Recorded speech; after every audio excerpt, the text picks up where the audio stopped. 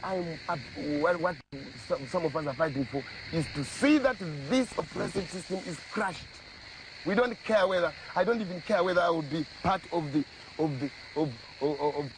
top echelon in the room. I'm not worried, but I'm dying to see a change that in the system. That's all. That's all. Taigara mumako Chehondo Alwaka imanya dakabatesa Sijichingira Zimbabwe Taigara mumako Chehondo Alwaka imanya dakabatesa Sijichingira Zimbabwe Vakomana vasikana Zimbabwe Magorira makomo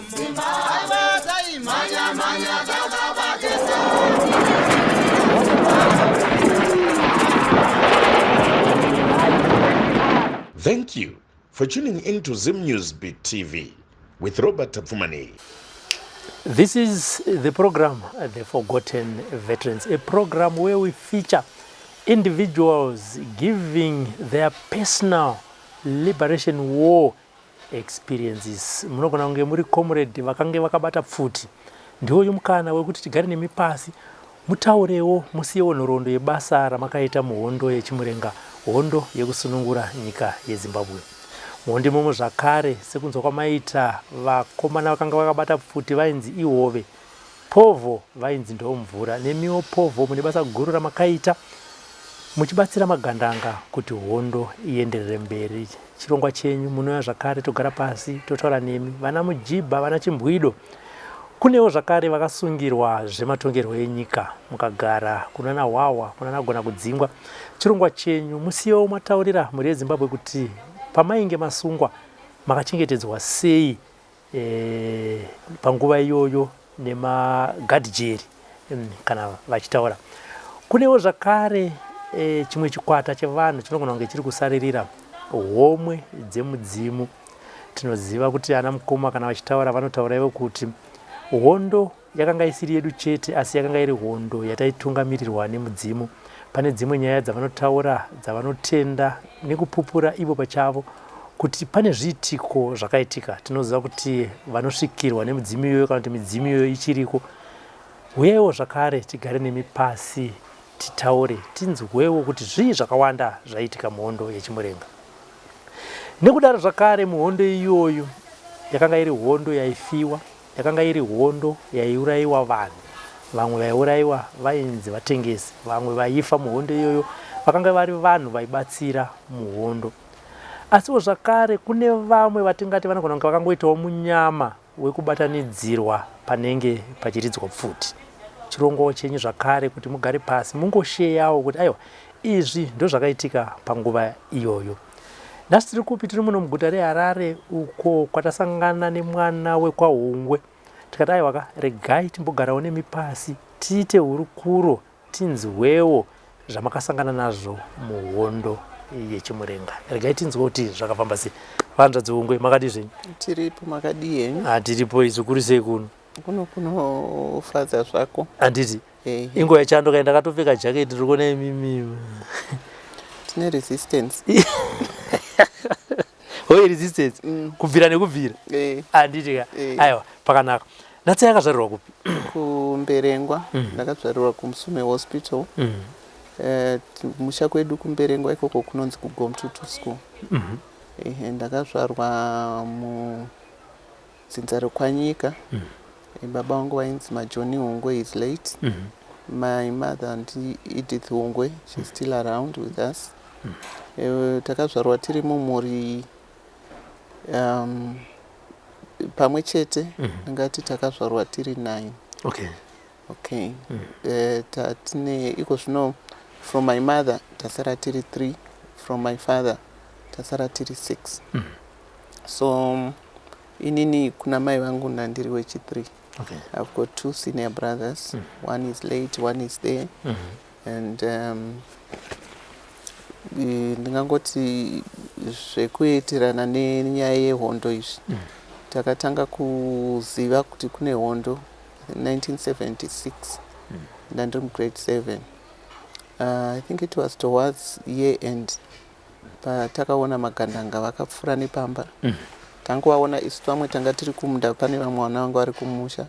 Saka takangoonzwawo the wave but takangovaonawo vari afa. And that was patakatanga kunzwa nezvazvo, and that's how takaziva kuti kune hondo, kune vanovandirana masoja nemagandanga. So ipapo ndo pakazotanga kuintroduce us. That same day I think vanhu vakuru vakaungana vakaudzwa kuti vana mukoma vauya kuzotibatsira ndo vanorwa against Smith, and vanhu they were for that. So kwakaita gungano manheru vano pagomo repamusha pedu ipapo rinonzi Svibe, ndo pakazofomawa base ipapo, vana baba vakaenda.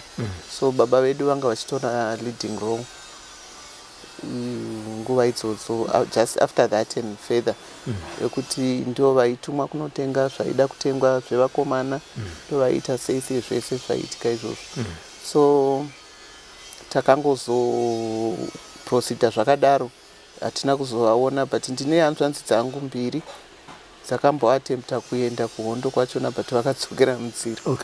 Vakuru kwandiri, Tafara naMnashi.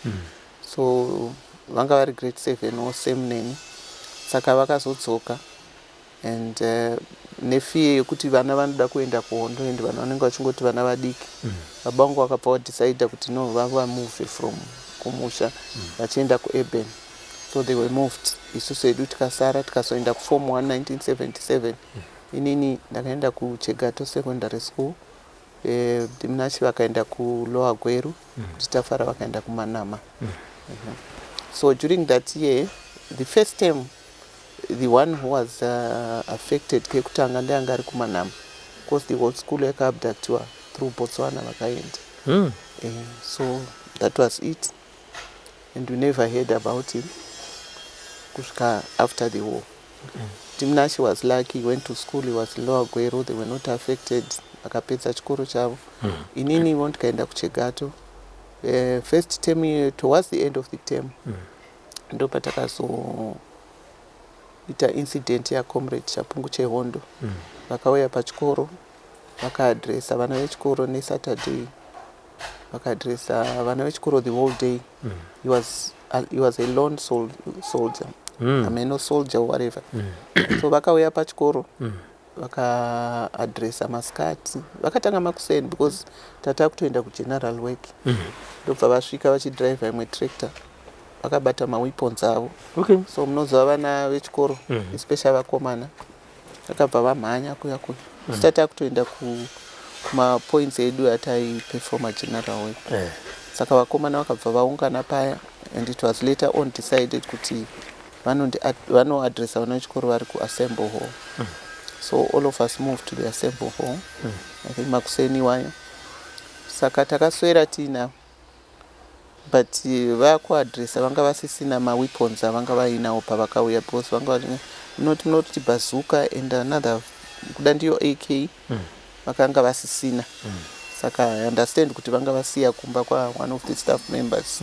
Ndobva vaspenda the whole day. What was his address about? Vaitaura nezve comrade Chapungu? Vaitaura nezve unfairness kaye whites and blacks and the reason why vakaenda kuhondo, and you know kuti during that time, especially vakomana, Chegato secondary school was a boys school initially. Isusu tiri form 1, tatiri second lot magirls anga joina a boys school. So around 27 or so against the whole school of boys. So you can imagine the excitement that boys had. And most of the boys vanga during beginning of year, kusvika that time vanga vaenda ma groups akawanda, vangaenda kuMozambique vachingo recruita vachienda. So this was like face to face with a guerrilla. Vana vechikoro vachionana vachibvunzana ma-questions. Tatina ma-reverend, the whole school yakauya kuwo, including staff members. Ma-staff members isanga ariko. Tatine primary school, tatine the local whatever. Vanhu vese vakauya. So kuti assemble hall yanga yazara zvokuti kana kubuda chaikwa kusingaiti. So takazodismiss, I think late in the afternoon. Ndo pakazoti dismiss. And imagine kuti pachikoro mese nestaff yekubika yanga irimomo, saka there was no food so patakabuda ipapo iye Chapungu Chehondo wachona he was zvokuti mumaidentify pakuti ndivo comrade zvasingaiti, because he looked younger than some of the boys vanga vari kusenior maform 3s and form 4s. He looked younger and I remember he was angasina beard. So takangoti chibuda imomo masoja akabva asvika kumanheru ikoko. So you know kana vakasvika paya vanenge vachingobvunzana muri kubva kupi, uyu unopa answer yake muri kubva kupi, uyu unopa answer yake, trying to protect zvanga zvichiitika. But even I think they had known somehow kuti anga ari pachegato paya. So vakazopedzisira vatora principal ndiyo vakazointerview. I don't know what they talked about. Ndobva vadi after some time ndobva vaenda. Saka from the grapevine vana vechikoro munongovaziva vakati wati achingobuda apa wabva atora zvinhu zvake akaenda whatever. So kusvika kukitchen there was no food. Vo kitchen vaende kutotanga manje kubika. So we had only one meal that day. Tobva tadla sapa yedu, tobva taenda kumadhomu kwedu. But then you know kuti panenge pane that excitement, but then pane fear. Excitement yokuti maswera muna comrade, but pozoita kafear kekuti masoja azouya. So it was normal. Ndobva taenda kumadhomitories edu tangogara mumadhomu kwatosviba, tenza madhomu evakomana vachiimba, angoti hai excitement yekuti vanga vana comrade masikati. But noise yachona madhomitories achona anga ari line, so saka mainzwa noise from one dormitory woimba from the other vachingodaro. Saka sitakuda kutorara ndopakazoita noko. Saka paita noko ndobva tatatokiya do pakwanzi aiwa furai. It was the head boy our sports captain. Head boy ainzi Trinos Ncube. Actually he was the deputy. Trinos Ncube and Gift Chanoa. Takavura. And they were accompanied by comrade Chapungu nemaweapons ake. Vapinda mudomo. Vasikana munongoziva vanhu vanenge vane aimoral. Yairiwa kakuhondo kuti morali. Saka vapinda paya ndobva kwatanga kuimbiwa. But then somehow kudai ninge handiziwo kuti subconscious unenge uchingoona kuti zvina zvisinyi. Unenge uchingozvireconcile musoro mako even at a young age kuona kuti zvina zvinaumira musha. Saka vanhu vari excited kudaro vachiimba vachita sei. Unozwa vanhu vangangozoona kuti vana ava kanzi comrade ndo vakatobvunza kuti katika atoda kurara. So it was, I think, we 3 or 4 of us, the youngest girls. Ndobva tabatanzirwa mabeds kuti tirare ipapo, ndobva tarara. Then the setup yemudhomu medu mamune yanga iri, it was a long, yanga ine double door in the middle yamaipinda kuside kwemadouble doors kwaya nemabeds both sides. And then this side ranga sina madoo, ranga tingwa ne continuous beds. Saka Chapungu anga kagara kuwall yakafesa door. Kuwall kwakafesa door kuya ndo vasikana vanga vari the other side because tataenda one side uchipinda tatiri ku right side. So panga akagara iye, it was slightly on the right. Saka isipasa kanzigadzirirwa imbedha murari takabva tarari, so panga akagara tobva tarari so just on this side taribatidzwa mubhedha paya tarara kudaro. Vanhu vari ngoimba vari excited. Iye wanga ane kaku achiti no I'm tired ndichichi ndakufila dizzy or something. Ndobva atomborara pabed akangotsamira so pabed papo. Saka anga ane chibhegi chejira chachakasonwa. Ndobva achihenga pamusoro pewall. Understand chachine mari futi because I understand aenda kuma councils achinofara mabhawa achitora mari achididi. Saka I think mamune mari mo. So akarara kudaro. So tatakarara but unenge uchingorara uchimuka uchimbotarisa kuti zvakamira sei. Uko vasikana vari kuimba noise chai. Saka takatorara ipapo. Door ranga risina kukiwa because vanhu vanga vapinda.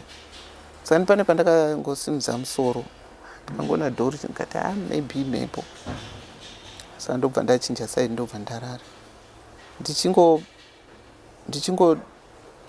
ndopandakanzwa vantu vanongoti kana vachiimba ungonzwa sudden end paita vanhu vakumhanya akusimudza musoro ndakaona masoja padhoo but it was too late vanga vatopfuura comrade vanga vamaidentify because I think paka ndonga akasimudza musoro vamaidentify ndobva vatanga kumupfuura pandemonium vasikana vari kuchema umwe vari kuita sei ivo masoja vakazara padhoo saka takazongowa akuchema anga atofa ndomutsvayo kumutsa umwe wangu kuti ndidi one girl wanga ari kusaidi flat ngafa mukomana umwe headboy uya anga apfurwawo but the other one anga asina ndonga I don't know what he did so takazonzi chibudai but ipapo patakata kunzi chibudai I think weapons anga akupfuta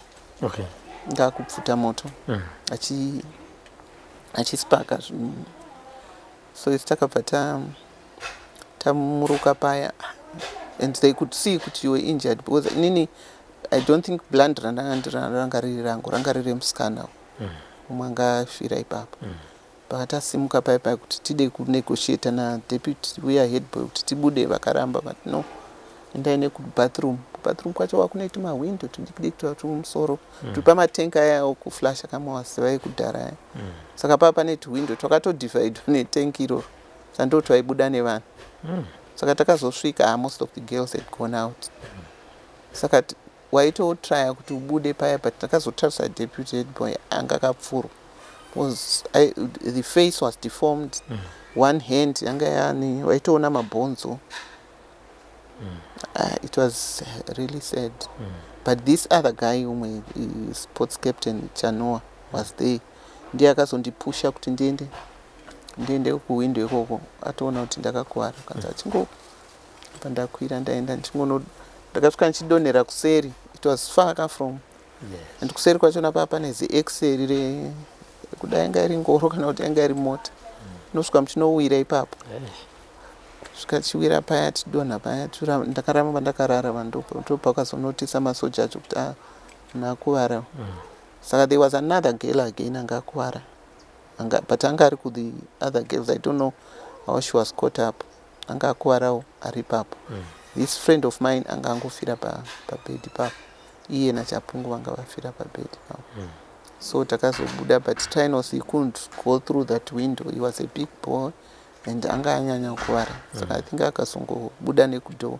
anegotiate so takangoassembliwa vakuwara vachona ipapo bva pazoya masoja nekamwe kachimota kakari kadiki so pakanzi ashedzai marelatives evanhu vakuwara vacho because taungana some of the girls had ran kuinda kubush kunovanda vamwe vanga varipo havakaungana ipapo so uyu wakanga ashayikawo inini ndangosvika ndikarara ipapo because unenge une shock and pain and whatever I never mentioned kuti ndasiya munhu but kwakune masoja still saka ndobva ndangogara ipapo and she had a sister anga aripo futi I don't think she knew kuti her sister had died so takazo assembly paya ndokuzomuva toenda motikari yatakaenda nayo with some of tatina relative head boy na relative wemumwe iye anga apfurwa musikana wekwamoyo chipoko anga aripo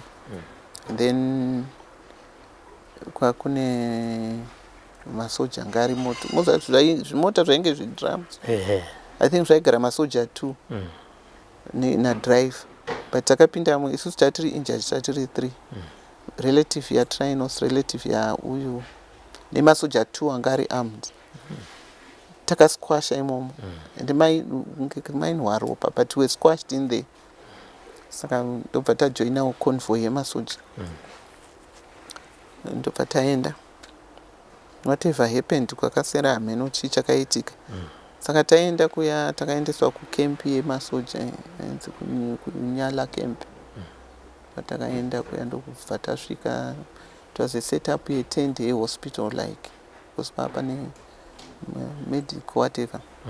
Matakasvika tikarariswa muya bed rangu, uyu musikana betroth bed rake, trinos bed rake, but he was complaining of pain, of whatever. I could see kuti he couldn't make it. So takasvika ndobva tarariswa kuya ndobva tatanga kupiwa madrip my injection. I think it was maybe for pain or something. I was young by then, I don't even know kuti zvanga zviri zvechi. So but amurari kamunenge muchinguva in a foreign place with foreign people, because most of the medical staff are my white guys. Okay. So makuseni towards early hours kwakwatoedza but kuchiri dark ndopatakazonzwa Trinos akuchema paashedza relative yake akati I'm dying. Akachema akarelate whatever I wanted to relate to musukuru wake. Ndozongonzwa zi. Can imagine uri next nemunhu adaro. Body rake yatorwa iswa muzi black thing and zipping up. Just like that. Wangotaridza kuti so takazongomuka makuseni vakutoannounce kuti no, he died. The head boy died, and kwakusina kana kuchema because ndakazodiscover kuti kwakune vamwe vanga vabva kuchikoro mastudents anga aripo, but unenge uchingori hazy. Saka the next thing ndopatakazoitwa airlifted, and during tiri ikoko tatine musikana betroth anga akuwara nemamedical staff, ndiye anga akagara ake because anga akakuwara I think apa neparuoko apa. So anga akagara and achifamba achivomita, maybe it was reaction yemedication. Saka I remember kuti patakazolenda, the last thing I saw ndangona pakanzi Mpilo Maternity Hospital, and that was it. So takagara paya. When I woke up, I remember it was being said kuti anga iri Tuesday. Kuzokotata pfurwa Saturday, tikazobva kunyala Sunday. So I lost Monday, I didn't know what was happening. I woke up on a Tuesday. Tuesday morning, I think, by visiting hour. Because pandakasvinura tichingofura maziso, I could see my reverends, they were covering my bed. Vakamira ipapo and they were praying. There was the bishop and my reverends, but my father was at the makumbo kwangu. So panango simudza musoro, I started to smile, but I could see maybe he was crying. Nana Sekuru and Nana Bamni, most of my referents wangu vari hama dzangu, and the bishop was my Bamni, na mamwe my referent. So they were shocked, and principal was there. They were shocked ndatomuka ndakutosekerera, you know. So ndopandakazozva kuti we're at Mpilo Hospital, that's where we were admitted in a betroth, and that happened. So my father was okay, because even the following year, 1978, when I was going for Form 2 January again, we were about to open schools, like tatatorongedza mpako kuti tiende kuchikoro boarding school back to Chegato, and usiku wacho towards my early hours pakanokewa pamba ndiani is the army, ndio pamba pa majoni ungweri pavati first time vakaenda vakanofura door kanzi pfeka toda kuenda newe. So pavakanzi pfeka toda kuenda newe vakadzoka mumba, but ndofunga vakakeya door, ndobva vanotraya kuvanda kuti vavanziwe namai. I don't know kuti vakaiswa pai. Isusu tati mabedroom edu, tikaenda kangoti masoja, let me just get up tibude newindow, ndimutse vana tibude newindow. Panakavhura curtain papa chitora nemasoja vakatogara vakatozara. Kabva tangoperekwa ndikati there is no way to go.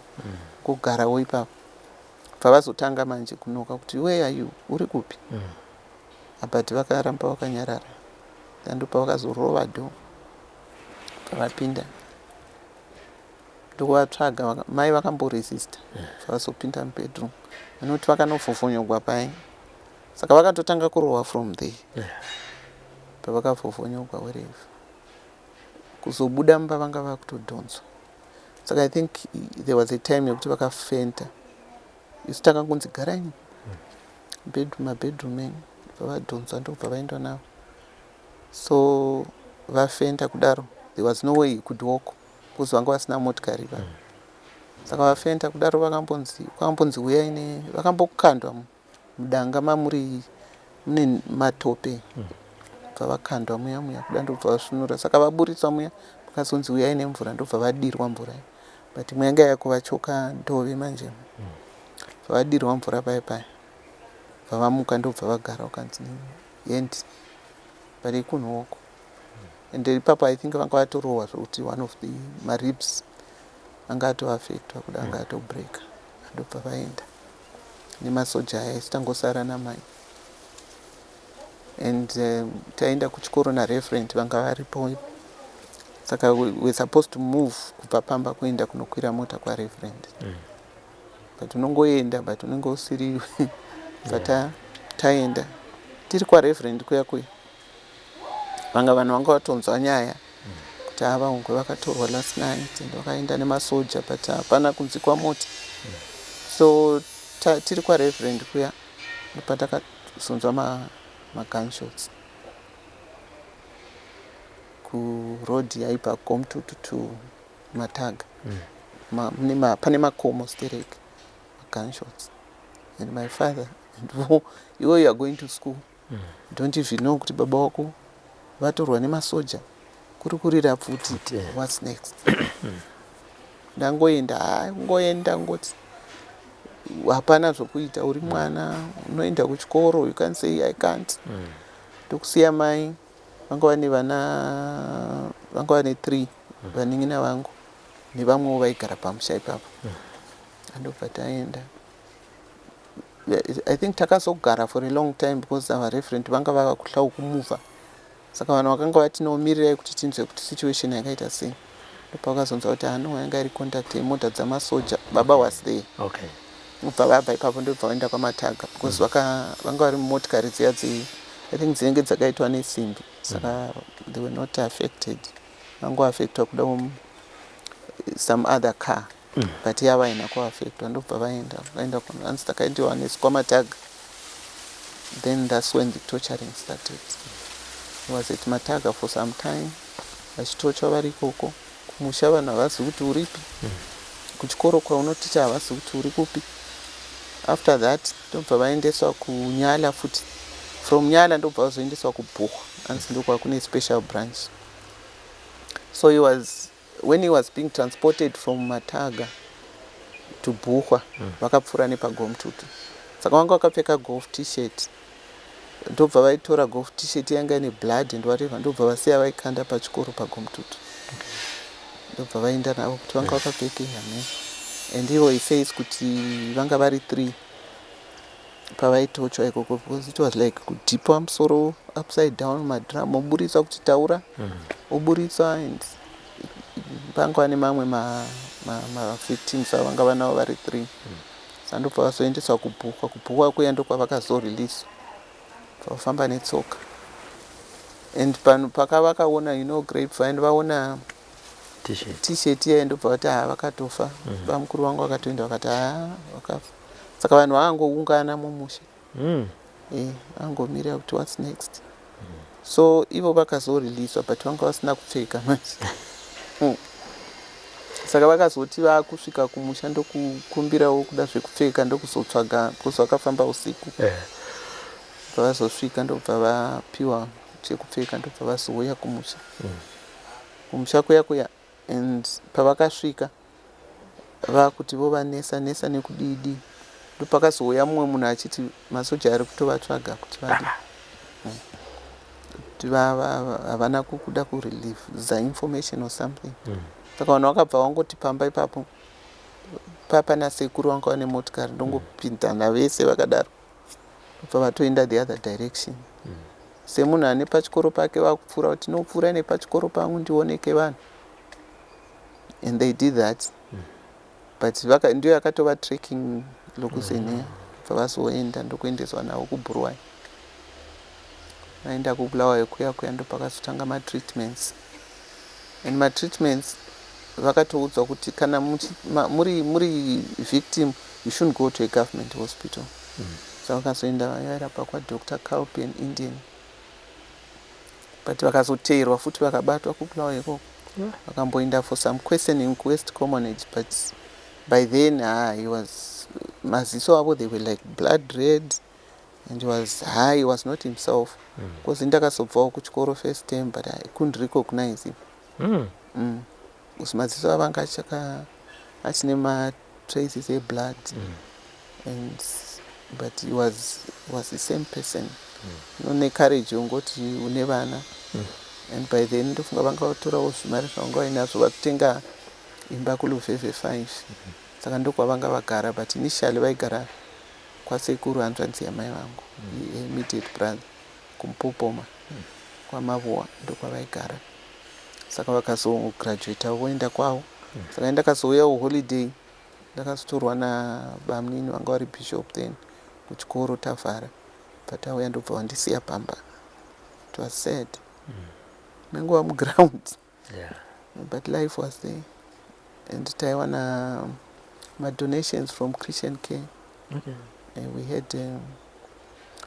ndio yakanga ichitipa hupfu nei and also from the church taiwana clothing and some other things so life was going on and then later on he lost his status baba kubasa he was a headmaster he tried to trace my pension avo kana some form of but I couldn't so he was unemployed for some time then vahila mpicha ndo pavakazo vaende kuBitebridge Primary School nechurch Bitebridge Primary School belongs to our church Evangelical Lutheran Church ndo kwavakanoticha ikoko up to 1981 ndokwavanga vari but when he came back to public service vakangoenda as a temporary teacher he never got my benefits and up to the time of his death vakafa vasina pension because yanga yastopewa during the Smith era kambotry kuclaima you don't know what happens and same applies kana kwatiriwo kuti uclaima compensation hapana ndakambofila mafomu pakamboita war veterans paakambopiwa mari paya I did all the process ndikatonofilirwa mafomu akuna naDr. Hunzi katopiwa 97% disability ospa wakatondiona wakati akatomira kiu yaive nayo akati vakuwarai ndapiwa 97% but pakanosubmita maforms kanzi no we're catering for the war veterans in the actual war, the armed struggle tango kusara takadaro saka up to now unenge uchingostruggle but because ma wounds pamwe panombotsemuka pamwe panomboita magrowth pamwe panombodii unotoenda wega utonorapiwa wega so there was a time yokuti ndakamboita ache endandinayo kutoenda kuma x-ray kuma scan there was nothing but pandakazoenda kuSouth Africa ukanzi no pane I think kune bullet relodged saka ndo ranga raita problem ndikarapiwa ikoko kabva zvapera kunoko ndakaita magrowth nematears nombodambuka pandandichiro nezigrowth zombe ndanda kutonyara uchita unge muroi especially mukatarisa paYouTube that documentary zvinotoripo zigrowth saka ndakazongo ndakazoparetwa muna Harare kunonzi West End. Ndo kwandakazoitwa op yacho vakaribisa nematears anga aripo apa ndikazongoitwa imwe grafting futi vakawedzera tunyama. So here I am. So after the Comrade Chapungu incident where you got injured and some of the students died, how was the situation then? Madzoka kuchikoro? After treatment ndakazodzokera kuchikoro. Ndadzokera kuchikoro. In fact, isitari tiri mudhomu redu rainzi dom 12. Ndakawana vamuvha vasikana vakugara kuma one of the residential staff members residential. Ndokwatata kugara because tatiri vashoma and most of the people vanenge vabisaka vana vavo nenyaya yethat. So we few ndo pataigara ikoko. But that was 1977 still. Then 78 was there. Chikoro chakazovhara I think after 78. Chikoro chakazovhara after December vanhu vanyora ma-exams avo 78. That's when the school was moved by the church to Bulawayo. Was the schools that were closed kwakune Chegato kwakune Masase.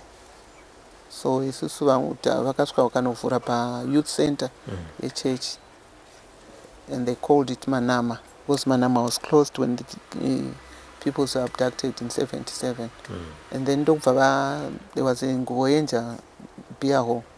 Ndio yakabva yatenwa into combined Chegato Masase, so it was called Chegato Masase. So some students went to Chegato Masase. Inini angu I was at Manama ipa Njuwe Youth Center. So that's how we proceeded. Nechikoro. Then after independence, those who were at Manama were moved back to Manama, and I went back to Manama. And the other ones vakazodzoka back to Nana Chegato. But life went on. So the day rakauya Comrade Chapungu vachiadressa, like what you said, kuti at the end boys dzaifara, even vasikana vaita sei vachifara.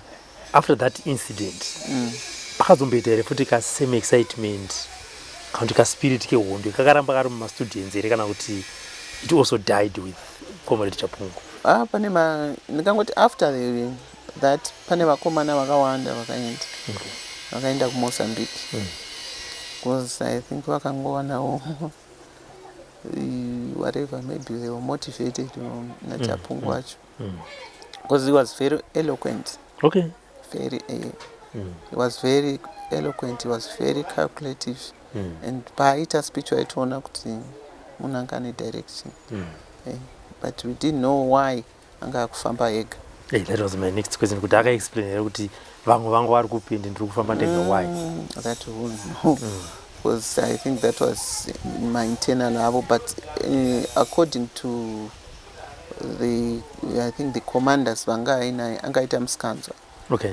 Saka I think vakanga vachida kumupanicha ndobva angonyeruka. Varega ndifamba ndega. Handisi. Right, briefly let's talk about your brother. He said akazoenda. Akaenda through Manama. Akaenda ku Botswana. But then, you know, with boys, until the whole group, most of them were moved to Zambia, Zapu. But there are some other elements. Vana vechikoro vakasara ku Botswana vanga vachiti isusu wafosana want to go to Mozambique. So he was one of those. And unfortunately, I don't know what happened actually. Kuti vazobva ku Botswana, iye akazobatwa muno manje. Tokuendeswa kuchikurubi. Maximum. Adzoka asati aenda ku training camp. I think they walked from Botswana. Vachida kuenda ku Mozambique. I don't know hangu ma nitty-gritties achona. But he was caught muno mune masoja. Then sent to Chikurubi. Saka for all along, isifunga kuti munhu ari kuhondo, munhu anga ari kuchikurubi maximum. Akabatwa 1970. should be 7. I don't know whether it's 77 or 78. He has got all the details. Vatoriko zvai. Saka pese muri kuti munhu ari kuhondo ye munhu ari pachikuru. Saka after that makazoziva sei kuti what happened? Akambouya pandiri kuti vakada kumboatempta kuenda vakambounzwa kuno kuHarare kwasekuru kuKambuzuma. Saka I knew address yasekuru kuKambuzuma. Until they were given tsamba dzavainyora dzokliwa dzadzine mastamp and whatever. Ndokunyorera kuna sekuru kuKambuzuma. So yasvika kuya ndo vakazoona tsamba iyai ndokuzoivhura. That's when we realized kuti munhu ari kuchikurubi.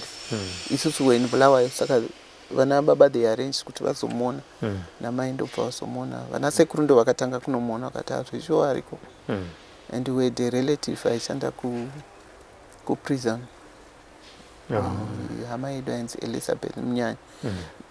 Elizabeth Munyuki, sorry. Okay. Vanga vachishanda ku prisons. Saka I think she facilitated kuti vaende vana sekuru vekuKambuzuma, vana sekuru Siringwani vakaenda kanomona, and then they informed vana baba ndobva vazouya. So that's when we knew kuti ari munhu. Pakazoita independence yanga iri ngori munhu. After madzokera kuchikoro, one of your friends passed on musi wakatofa Chapungu, and you saw it kuti shamwari yangu yafa. Vamatakurwa vamaendeswa ku that makeshift hospital. Then deputy head vafa futi. After that, was this any form of counseling yekuti where are we? Kuchikoro. Kuna zvakadaro. Unozviita wega. Okay. And do you know kuti sometimes people don't realize kuti you are damaged goods. You know that? We had a wedding here, one of my cousins, 1 year. Ndandina mainini wangu, you can't mention kanesi. Mainini wakati, vasikana mire uko. Tatiri my relatives, cousins and sisters and whatever. Mire uko vasikana. Wakansi, vanditarisa so kansi, iyo haungaendi uko, nekukuwara kwawakaita uko. You know? Nekukuwara kwawakaita uko, chindai uko muno.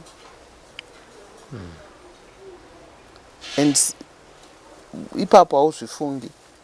And she further on vakataura vakati vanhu vanokura vana vavo vane marunda, vamwe vanotsva, vamwe vanoita sei, vamwe ndimai vanenge vari careless.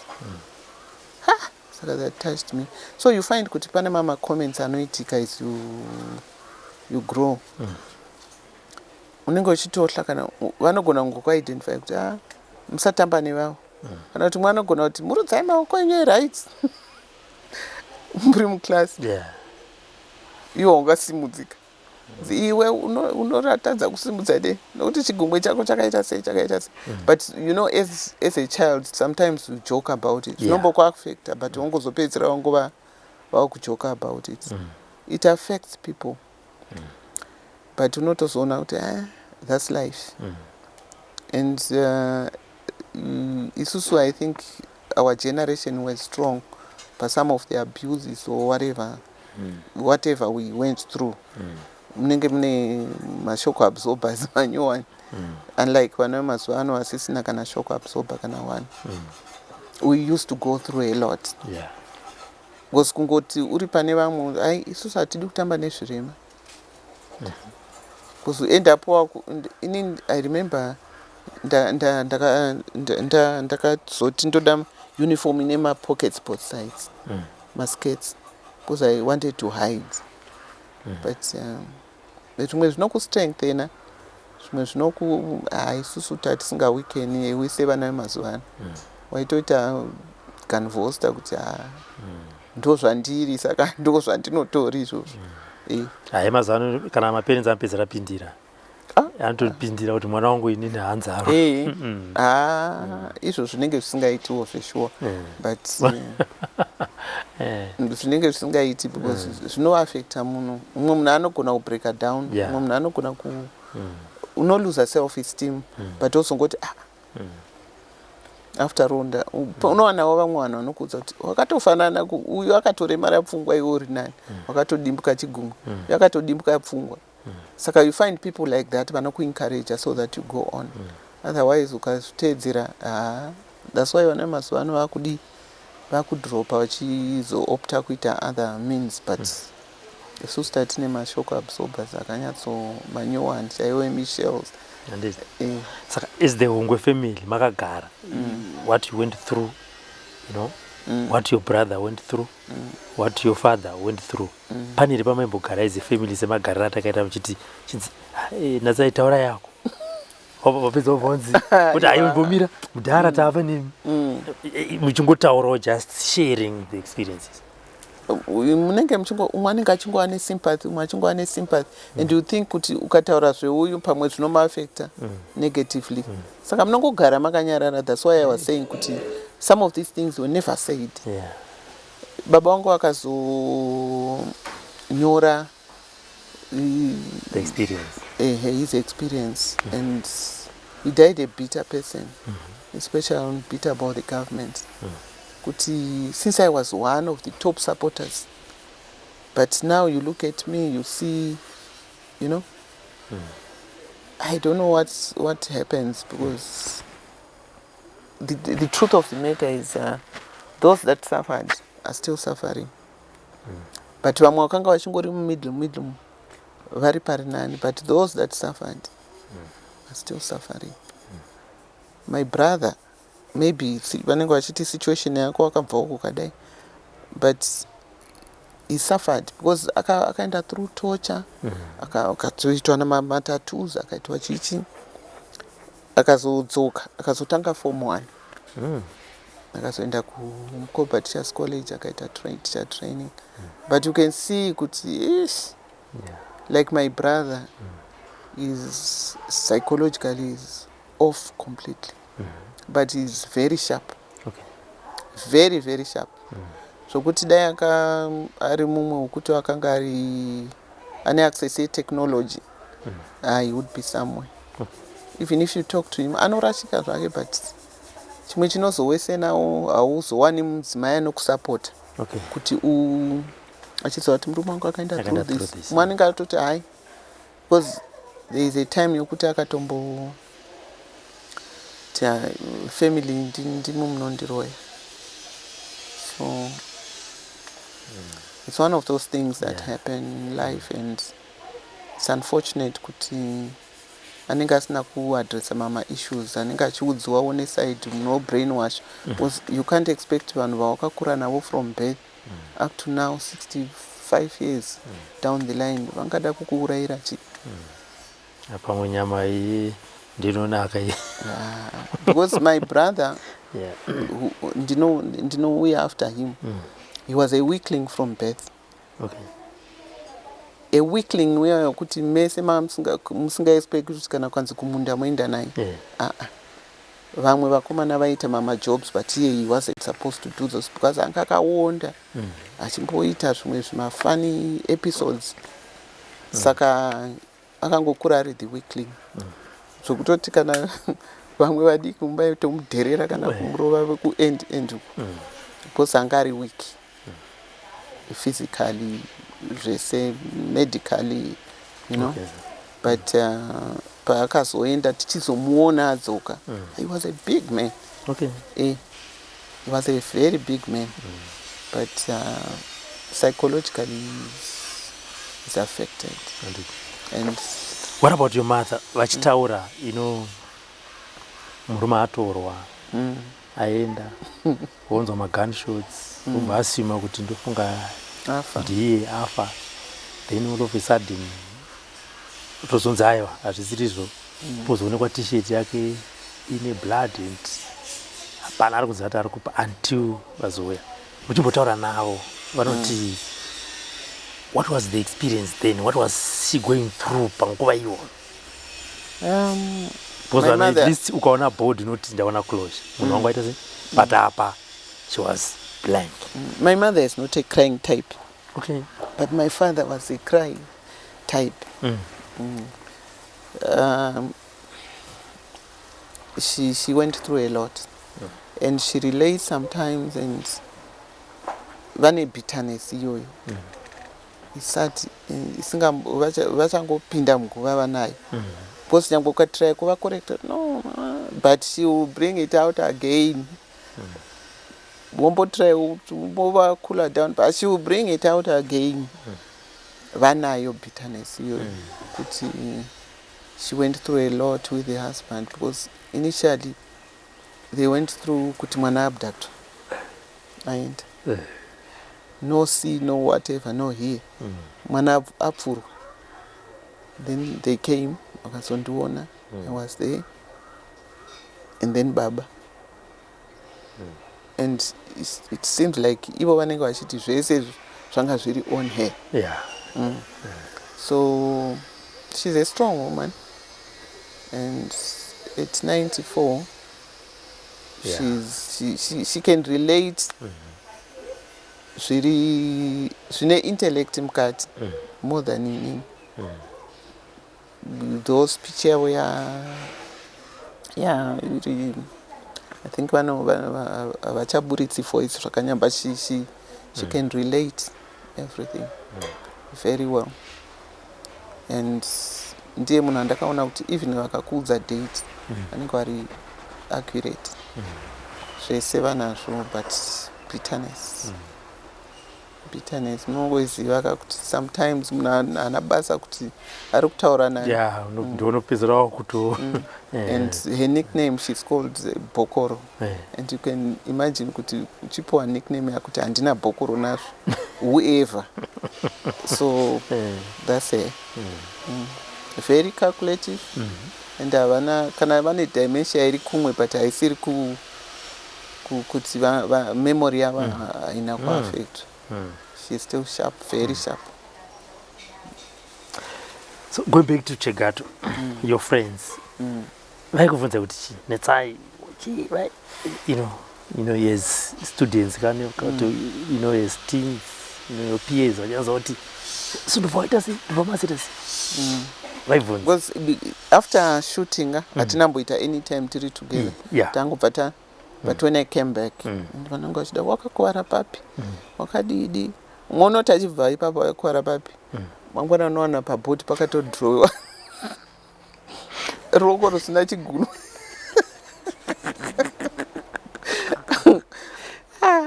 because when I went back I couldn't write with my right hand and I couldn't even use my left. Ndakamboita practice ndisati ndadzokera kuchikoro kuti ndikwanise but it was not possible because the first time my fingers anga ari namo anga ari namo ndikangoti from these first 3 fingers anga ari namo saka sometime kuti uhandle pen inongodona because you think kuti wabenda but unenge usina kubenda to make an effort chichi but ndakazoita physio I think after ndatoenda kuchikoro ndikatozodzoka for physio kuti ndikwanise though they are still numb up to now anongori numb but ne experience and that growth yandakaita I think yakacreate nekuda kubata zvinhu it was growing because changa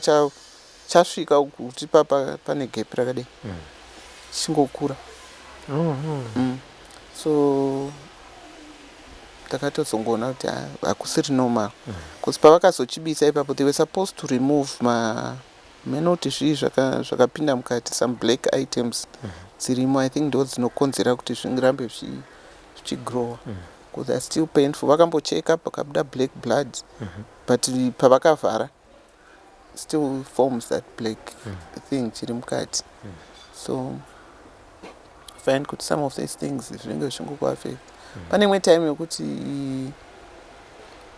imwe winter inombokuaffect because I think pane zvimwe zvinhu zvakatopinda mukati inenge pain yacho inouya unotoinzwa kuti iri kubaya saka ndakambonzi maybe akaenda unoti chi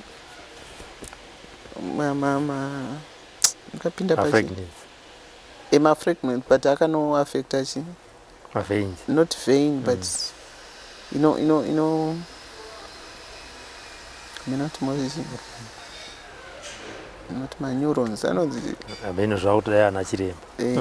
Kuti unenge uchiafectwa kuti ukadzimbikwa apa. Zvinobva zvarinya miri wese. Kutunza kuti my nerves. Good. Ukaafecta my nerves. Kuti pamwe anototi zvinouya futi nekugumbo. Kuti pamwe because gumbo pandakadonha ndikanowira paexcel ndakarovera futi and vakatozotreata later on vaona kuti no pane papakasviba ndatotreatwa mahonzo but vakatozonotisa later on ndakukona kufamba because pandakatanga kupora unenge wakasungirirwa ndakasungirirwa gumbo ndakasungirirwa ruoko but unenge uchiona vamwe vona vachimhanya uri muchipatara iwe you are tied there pandangozobva ipapo ndopandakatanga kumhanya but ndopakazonotisa kuti ndakaafectwa gumbo ndokuzotanga futi kutreata izvo so manerves wayo anotomhanya nekugumbo but of late gumbo rinenge riri nani but ruoko manje ruoko ndo rine problem.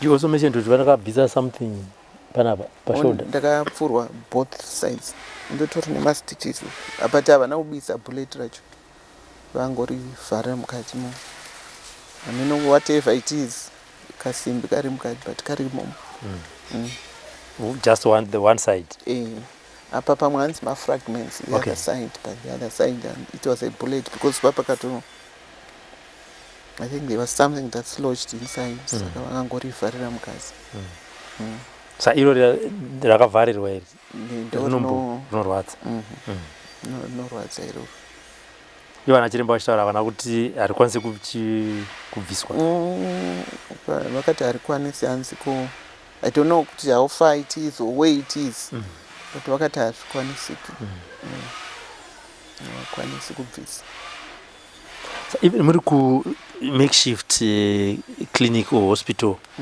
chibva paChegato. How was the treatment from the medical staff then? You said they were treat like the innocent victims, school children who are innocent. Because vanenge vachitotaura kuti wakuvadzisa vana whatever and they know that it wasn't our fault. So they treated us like they treated us well. Treated us well because I remember musikana Petros uyo akanga achitoimba zvake nziyo dzehondo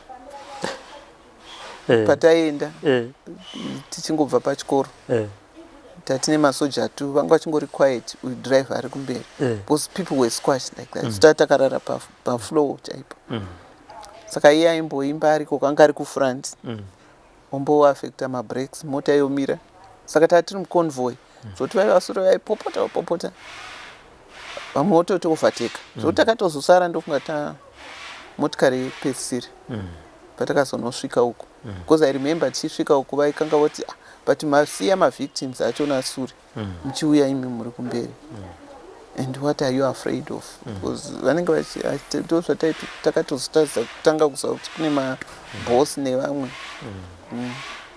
once takasvika ikoko vachipraise I think there was somebody anga apfuura ende aipraise was Derek. So Natsai, every day you woke up, you look at your fingers. What goes in your mind? I'm lucky to be alive. Okay. I'm lucky to be alive. Because what happened to Sipo said could have happened to me.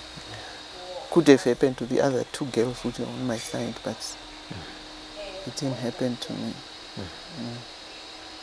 So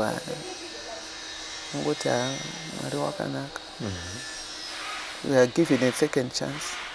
Maybe we are going to get a third chance. COVID, HIV, there are chances that you get chipiwa. Because no akakuara atatango kuara 3-2, but the other lady she's late now. Okay.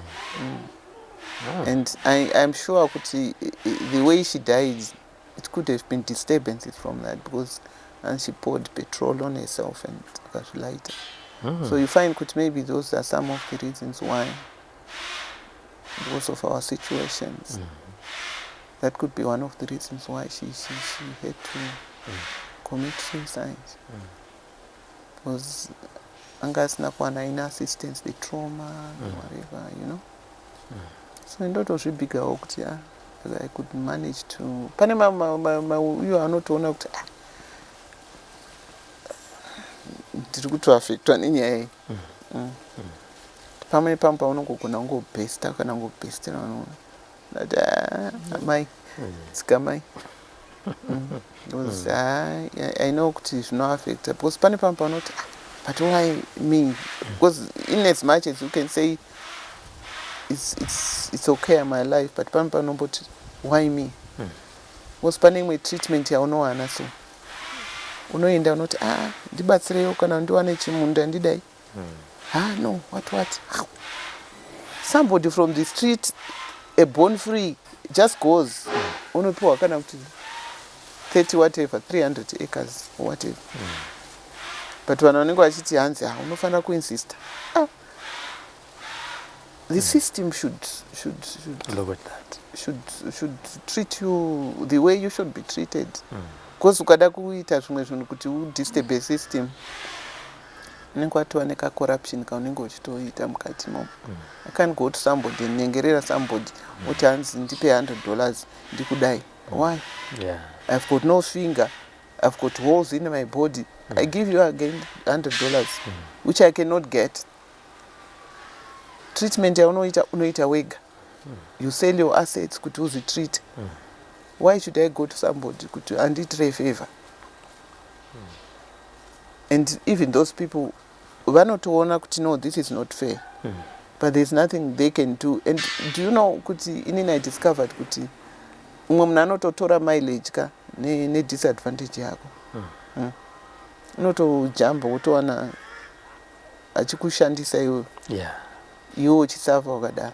Because I think we've just become too selfish. Kuti treatane the way we should treat each other. I think it's not fair for those that suffered. Most of the people that suffered are still suffering. And unoona kuti kana even uchishanda uri pane vanhu zvinotokuaffecta somehow. Because you never got kana kuti the trauma that you got, the ill treatment that you get, zvese zvinongo build on you. But kuti munhu azokuidentify kuti munhu uyu ane problem, nazviona. Anopenga. I-problem. Anopenga. Exactly. That's what people say. And unenge uchipengawo zveshuwa because of the system that made you penga. If it wasn't for that, I would be a normal person. Dai kusina hondo yachona ndisingori munhu anongori normal. Ndakaenda through certain things unoenda people are normal through. So I don't know. So on this one, I just want your honest answer. Your father died a bitter man because of what he went through, you know, because of his contribution and how he was also treated at the end, you know. Even if yanga iri hondo, but ndakanga ndiri civil servant ndiri paposition saka daenda kwakandidzosera ikoko ndikadaenda kabenefita if dai vanga vasingadi kundipa ivo, but I deserved to get zvandakashandira inini as a civil servant. It was never corrected. And also you mentioned to your mother, she's also bitter and it about the same situation, how her husband was treated ovadaro, vana vake vaviri, one osungwa, one vamwe vachifa pachigate yo survive. Are you bitter Natsai? Sometimes yes. Very. Because mnoza system inomboti unoita ngwe vanhu vakurecognize. Can you come and meet somebody so that you talk about it to vanhu vakuru so that maybe they can assist? Do you know lift my hopes ako anova high? Yes. But maybe somebody will realize kuti this is what I went through. Some other people you compare kuti yes. And then you say no, people, and you never go there. Keep promising they will find excuses and it will be squashed inini I think I've been through that for more than kana kuti 4 occasions paunenge walifta mahopes ako kana iti documentary atakaita yekutanga akanzi ano you muri mavictims and I think let's push kuti muinde pane imwe stage. Ndakaenda kufinara kwambuya wangu ndiri kuMberengwa uko ndobva ndafonegwa nasambodi akanzi uri kubuda paTV. Ndobuda paTV ukanzi documentary yako chichichi and documentary iyoyo inobuda towards independence vanoifeature more than kana 20 times towards heroes inobuda musi wainotanga kubuda mukatasa inbox rangu kana kuti nemafone calls anenge achiuya celebrity asina chinhu asina kana chinhu wakatengesa kaMazda B16 kako uchida kuno operator ukatengesa zvimamachine zvako uchida kuno operator so that's you are supposed to be bitter if you are normal. Ndikati munhu akati hausiri bitter unenge uchinyepa because you can see the treatment iri kupiwa vanhu especially when we talk about Zimbabwe as a country and your position while you are trying to push yourself through. Ini ndakazonzi pane rimwe gore ndakaenda ndichida kuenda kucompensation uko. No, we can't. First of all, when you were shot, you should go to the sub-book wakaona uchishudwa. Uenda kuna chief wacho ndakaona. But I'm talking about a documentary that comes out on ZBC. The ZBC, Zimbabwe Broadcasting Corporation. Do you feature Nema here? So last year but one I ended up going to Mberengwa kwainzi kune inonzi kuti mawo vetting bandano vete vanobva naona chiveti whatever changu ndanasi chadoshakara chiri mbegi ngofamba nacho kamirira phone call woenda nacho kuza nepf headquarters hai muzondifonera mufana kugara muchindifonera ndizive kuti muriko iwe ndio unodofana kufollowa somebody system anofana kushanda nyaya dzenyu antimaona anotori system achitomuka every morning achienda vachiona mabenefits obobo you know kana kumboti munhu ataure newati it's just awkward. It's very awkward. Assuming one day the powers that be would say, let's say come here, sit there. What is it that you want? Titaurire tinatsa wauya titaurire uda kuti tikubatsire sei. Wapiwa mukana vakushedza kumaofisi kwachikuku tambosiya zvekunyeberwa nevamwe anditi vazokushedza kuti saka tingakubatsire sei kuti the pain that you are going through because you asked you know from Chegato up to today where we are sitting and having a chat tingakubatsire sei kuti zvingaite kunge zviri kupodza marwadzo ako. What is it that you want?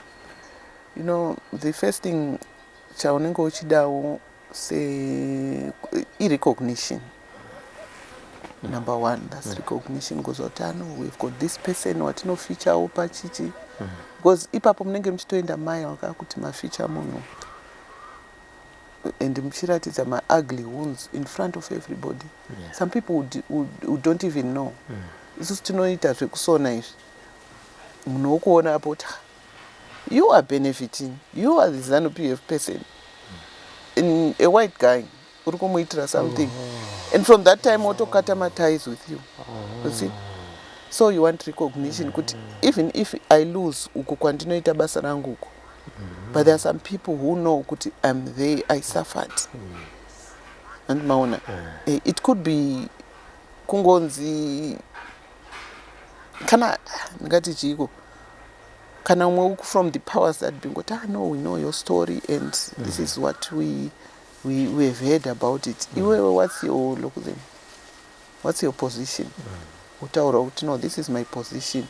You expect kana inini right now I expect kuti kana unogona kupawo kapiece kako keland kapiece keland woassistwa maybe to set up because of my position right now.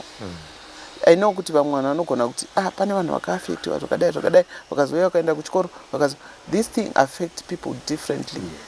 Kuti pane umwe unogona kuita something wongonosvika paya wodonedza andimaona kuti this person is normal, anofunga kuti kagumwe ikako kakamulokusa, but I've gone through to be here. I've seen a lot and so many things are going through my mind. And what's happening right now, you unenge uchiexpecta something but you find kuti you can't go there. And my father vakazoti vasati vafa vakati mwanangu ukaona usina chawashanda chiri chako, don't expect my payouts from other people. And that's true. Kana baba wangu aiti kana kuenda kunobheja chichi malotari siyana nazvo. Kana kutamba chindege. Ita life yako. Ita life yako. Unowana kamwe ka satisfaction. But kana uchiziva kuti ndakasafa because of road, ndakafamba muroad yakazosvika kuti tive pakadai. Ungochiexpecta something in recognition of your position. Inini dai ndisina kufichiwa zvangu apa ndiri private ndifunga ndaiexpecta something. But kuti munoficha munhu mukateerera mukati munhu anei, unoona kuti hana bhutsu, ndendatodoneterwa bhutsu, ndendatodoneterwa kana haircut, bvudzi rareba kusvika uko, unenge watodoneterwa kuti munoti uya tikugere. But people don't look at you vachiti this is the person atinopfichawo apa. Andimaona you are not expecting a lot, but you just expect to have a comfortable life since you participated in whatever. Munhu anogona kuti at what level, but at that level whatever piece, because we are looking at some other people who are benefiting so much. But munhu akazvarwa kana 84 85. Personally, how do I feel about that? I expect something chirinani, not handouts all the time. No, you give somebody kana kuti no, what are you interested in? Unoda kurima here woita zvimombe zvako kana 6 uchiwana mukaka uchiwana chine garden nechichi. We can start something for you, not kuti handouts today, handout tomorrow. Tinovaona vane mafamba anopiwa fertilizer gore rino votengesa, gore rinouya vopiwa fertilizer votengesa. Those people are benefiting because maybe the system favors them. But isusu pane vanhu vanowana matractors, pane vanhu vanowana whatever they get, vachiva assista towards that. Like iwa malisa akurenewa mazuva ano angari ma99 whatever, they are benefiting. Ininooneka small modingotiwo whatever. It's not kuti ndinoti hazi ndipei every month muchindiisira mari muaccount whatever. No, takapromiswa zvese patakandovhetwa kukanzi mabank account ndonga mabank accounts iwaya takatavhura akatovharwa because anenge angu accrue akalokuzi. So let's not get used to things that are wrong. Let's get used to things that will improve our lives. Improve our kind of status as an organization. You expect your status to rise, not to fall. Vanhu vanozviitisa, zvesho. So as we conclude, tell us about your business. I know it's client based, so that I know about ndakaitotsvaga munhu ndogona kundiitira ndatonzwa nguva achitaura zvakati.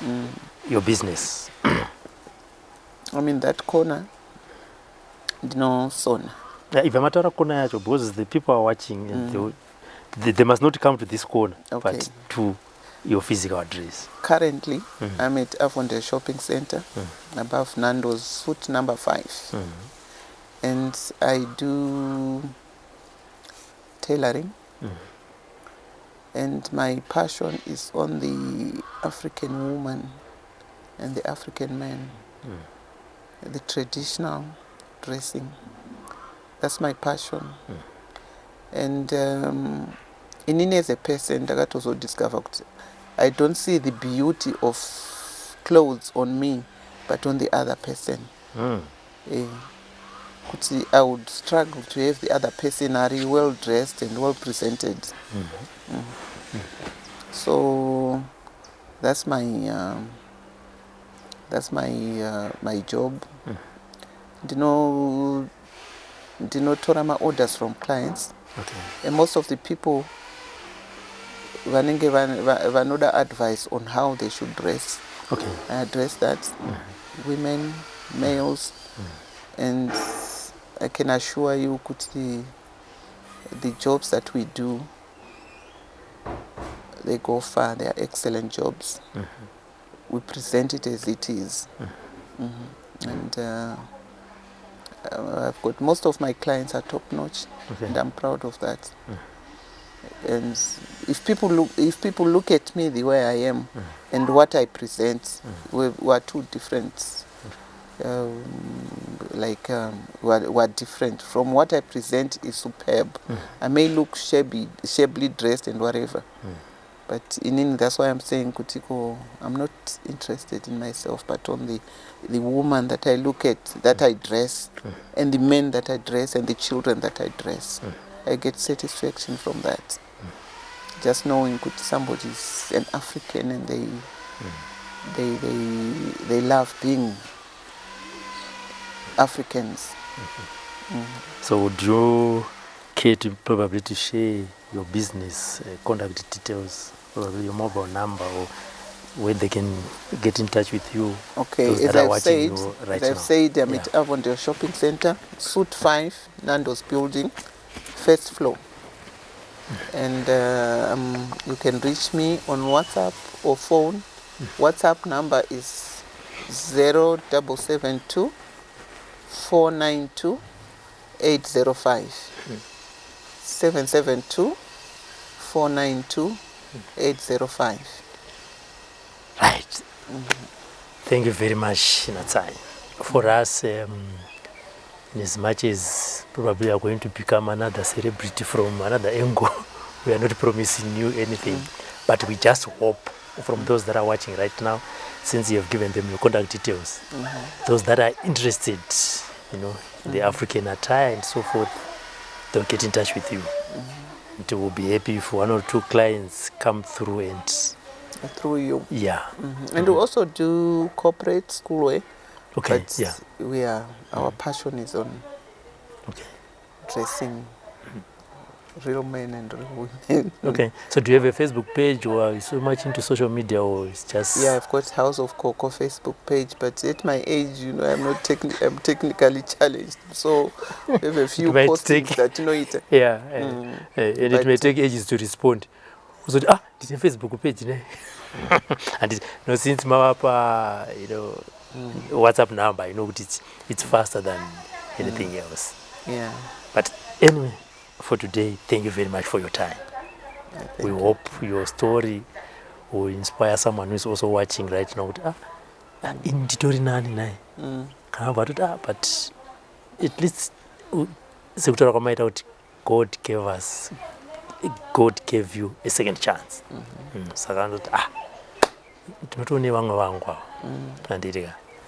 Thank you very much. There you heard it from Natsai Wungwe. Emotional, painful, but the story has to be told. And she is not alone. If you are watching this program right now and you feel you also need to be heard, this is the platform.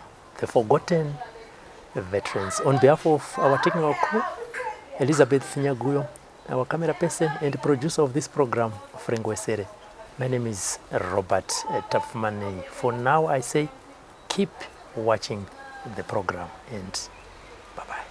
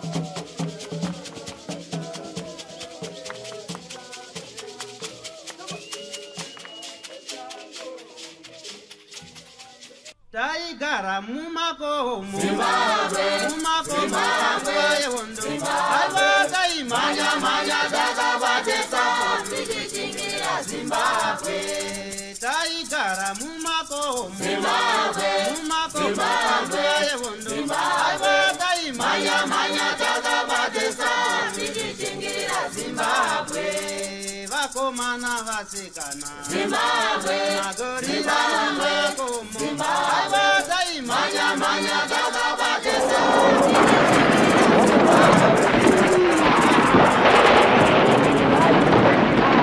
For these and more stories, tune in to Zim News Bit TV with Robert Tafumani.